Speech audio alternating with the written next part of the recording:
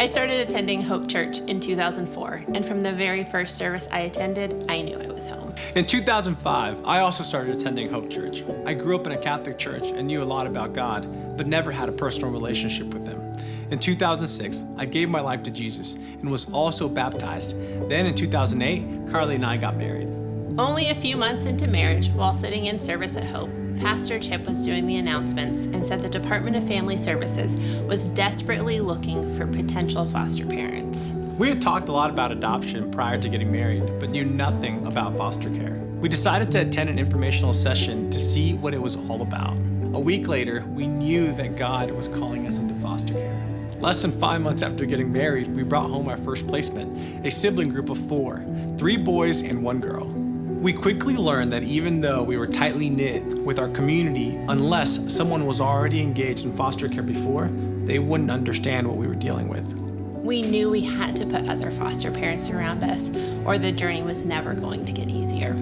In 2010, we opened our home for a foster parent support group, and we had a few families actually show up. It was a relief that even though we were all in the trenches, at least we were all in the trenches together.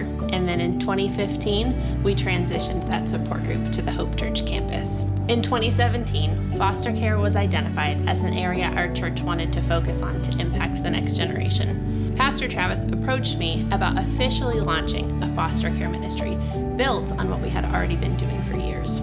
Over the next few weeks, Fostering Hope was officially launched. Fostering Hope is now serving over 200 foster families in the Las Vegas Valley. We still have weekly support groups that meet on campus.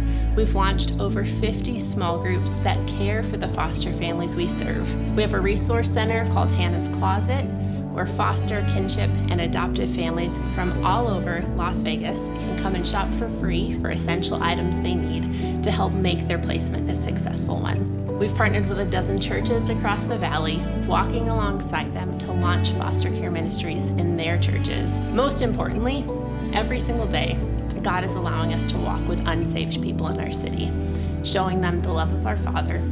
We've seen families that have never stepped foot on a church campus before take their 10-week licensing classes here at Hope, attend our support group, and even join our church body. Our family is now sitting at 11 people, some officially Souzas and some not. When we said yes to foster care and those first 4 kids, God began to take us on a journey.